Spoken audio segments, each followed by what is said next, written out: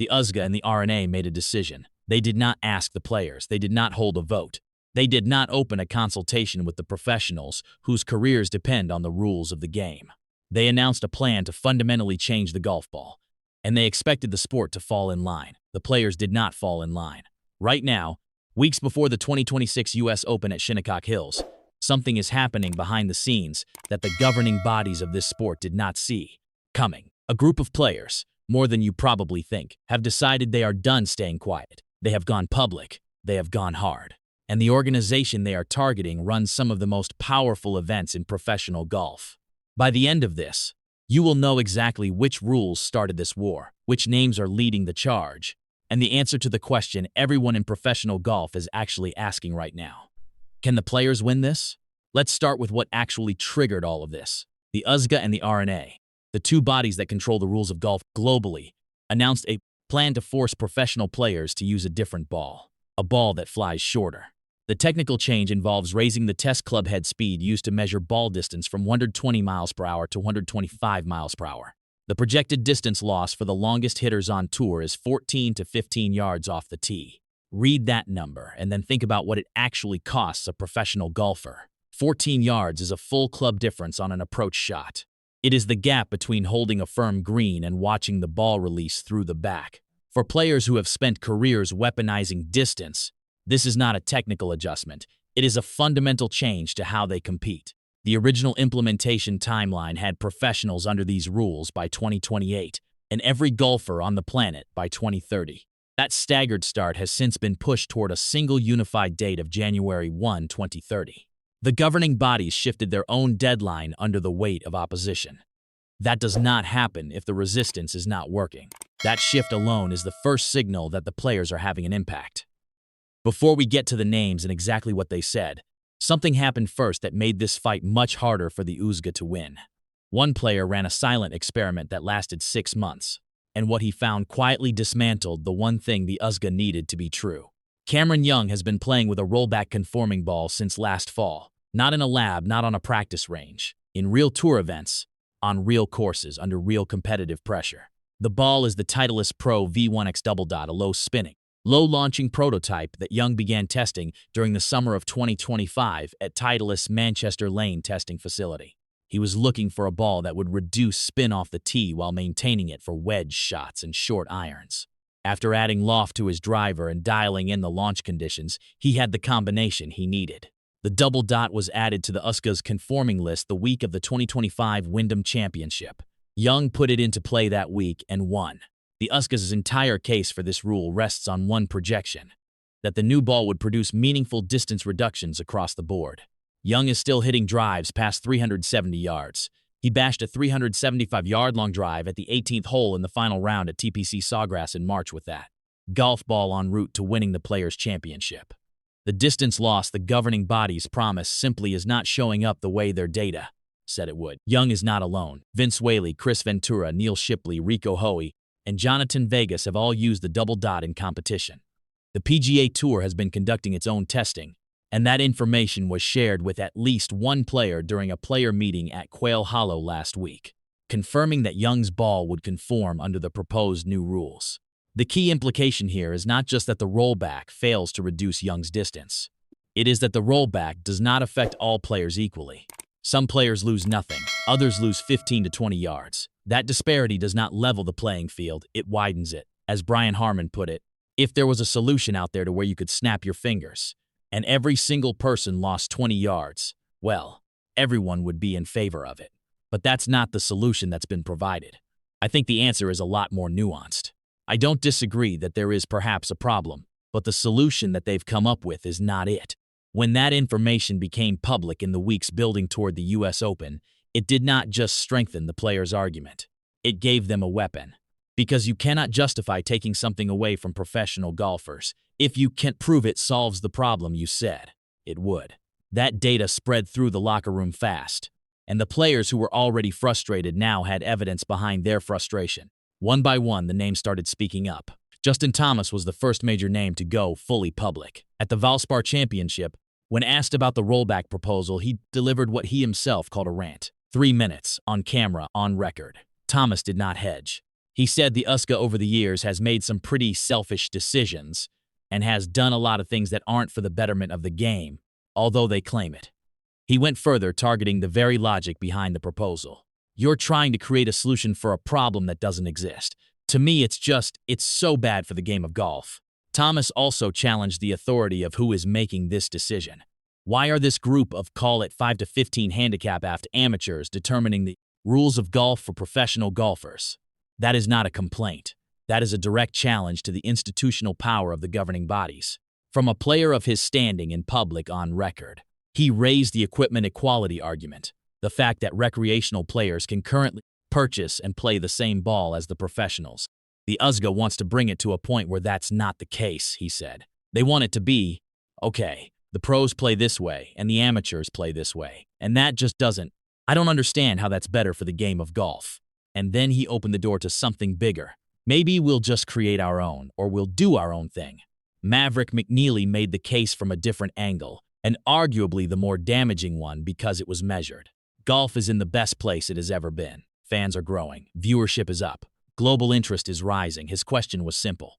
Why are we trying to complicate things for such a small fraction of the golf-playing community? Calm, logical, and because of that, almost harder to dismiss than outrage. Sam Burns called the plans pretty silly. Bryson DeChambeau said what a lot of players were thinking but not saying. He called the rollback the most atrocious thing you could possibly do to the game of golf. Ricky Fowler warned that the rollback would stunt golf's extraordinary post-COVID momentum. To take the game and knock it back when it's in the best position it's ever been. I don't see how the golf ball is necessarily the right move. Keegan Bradley called it one of the dumbest things he has ever heard, describing how prototype rollback balls cost him between 40 and 50 yards in his own testing. Then came Scottie Scheffler, and his voice carries a different kind of weight because he did not come out swinging against the principle. Scheffler is the world #1, and he acknowledged the concern behind the rule. I think that I agree with some of the principles behind the golf ball rollback, he said at Muirfield Village ahead of the Memorial Tournament. But then he delivered the warning that cuts deepest for the USGA. When you start moving it back only 8 yards, not only does it disproportionately affect certain players, where you have some guys where it won't affect at all, and some guys where it will affect 15 to 20 yards. I think that creates some issues within our game when you start changing the rules.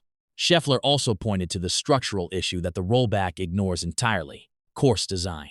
Golf is the easiest game in the world to make hard. If you just make the area small to have a guy to hit the ball into, he's going to try and learn how to control it. When the corridors are big and greens are big, and there's not many trees in your way, guys are going to learn how to hit the ball far.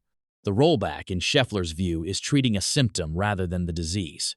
Each name that came forward made it harder for the next player to stay quiet. The momentum was building, and then the revolt stopped being just a locker room story. The PGA of America, the organization that runs the PGA Championship, came out publicly against the rollback. They warned it could create division across the entire sport. Players using different balls at different events. Retailers stocking 2 separate types of equipment. Enforcement chaos across every level of the game. They put their name to that statement and did not walk it back. Then the PGA Tour did something that sent a signal impossible to misread. They distributed a full questionnaire to every player on the main tour and the Corn Ferry Tour. The survey asked directly whether the rollback should be implemented at all, or whether the tour should operate under its own separate distance. Rules entirely. Questions included: is driving distance on the PGA Tour a problem? What has had the most impact on driving distance over the last 10 years? And what was the impact on your driving distance when testing the prototype golf balls? But the most significant question in that survey was this: should the PGA Tour have its own rulemaking process for both play and equipment rules? The PGA Tour has operated under USGA rules for its entire existence. The fact that it is now asking its players whether it should break away from that structure is not routine administration. That is an organization preparing for war. PGA Tour CEO Brian Rollap has still not taken a public side. At the Players' Championship in March, he said he was still learning about the matter. I think this is clearly a complex issue, Rollap said. As far as our players, I know they're hitting prototypes. I hear all different things. Some are impacted. Some that expected to be impacted are not. As far as the PGA Tour is concerned, we have not taken a position. When we get comfortable with the rule and the data, we'll make a decision. That is not a neutral position. That is a door being held open deliberately. The current alignment in professional golf is now this. The players, the PGA Tour and the PGA of America are on one side. The USGA, the RNA, and Augusta National are on the other. This is not a one-sided fight, and the players pushing back know that. There are credible, serious voices backing the rollback, and their concern is legitimate. Fred Ridley at Augusta National fully supports the rule. Tiger Woods has always backed bifurcation, a separate ball for professionals, drawing the analogy to wood bats and metal bats in baseball. Rory McIlroy supports the principle and has argued that the anger is being directed at the wrong people. The people who are upset about this decision shouldn't be mad at the governing bodies. They should be mad at elite pros and club ball manufacturers because they didn't want bifurcation. Bifurcation was the logical answer for everyone.